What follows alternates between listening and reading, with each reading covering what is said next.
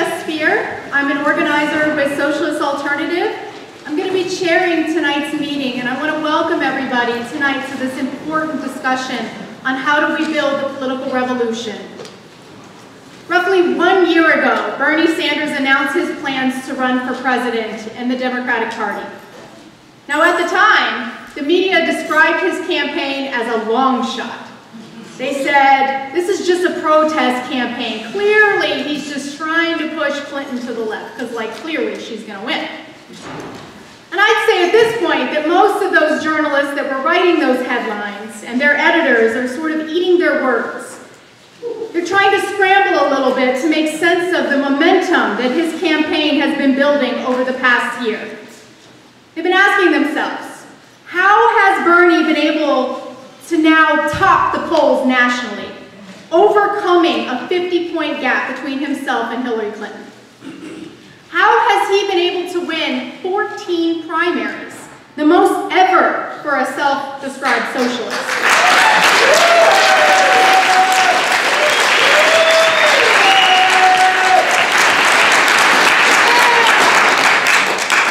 You know, when Bernie entered the race, at the time they were asking him, how are you going to fund this campaign? And as we all know, he said, I'm not going to take any money from corporations.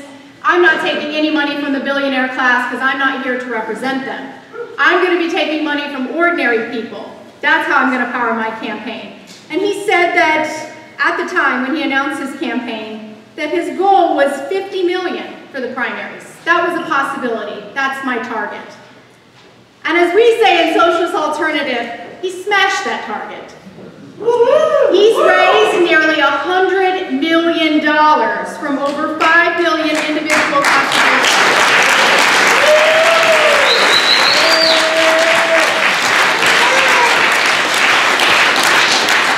And again, I think the media and a lot of people in the political establishment, they've asked themselves, how has he been able to do that? And I think to all of us here in this room, the answer is crystal clear. People all across the country are fed up. We're sick and tired of the political establishment telling us that we can't have a $15 minimum wage, that we can't have universal health care. It's never, ever going to happen. We can't have free college. We can't deal with climate change as quickly as the science tells us we need to deal with it.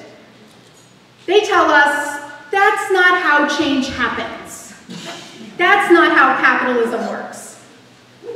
We've just got to keep giving tax breaks to the very, very wealthy, and magically things will get better. They'll get better for ordinary people, just you wait and see. Now, the expectation of a good life, a stable, good-paying job, a nice home, time to relax with your family, maybe go on a vacation, all of that is dashed against a reality, a bleak reality, of low-wage jobs, attacks on women's rights that are escalating, attacks on our unions that are escalating, continued mass incarceration and racist police killings. In the face of all of that, and a political establishment that refuses to hear what we're saying and stand up against it, there is no other option but to stand up together and fight back. And that's the message that Bernie Sanders has brought to this presidential race.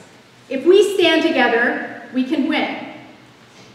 Now, Bernie's campaign has demonstrated that people all across the country are ready to stand up and fight back.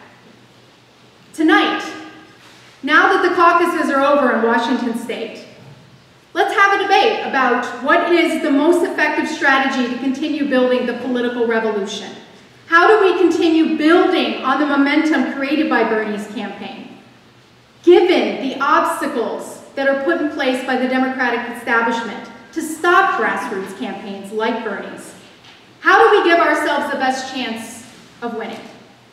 And not just electing a president who calls out the billionaire class as who we need to challenge, and who starts an important conversation desperately needed on socialism, but how do we win universal health care? How do we win a $15 minimum wage nationwide? How do we win tuition-free college? and a bold plan to tackle climate change, and so much more. How do we win all of that? Tonight we have America's second most famous socialist to kick off that discussion, Councilmember.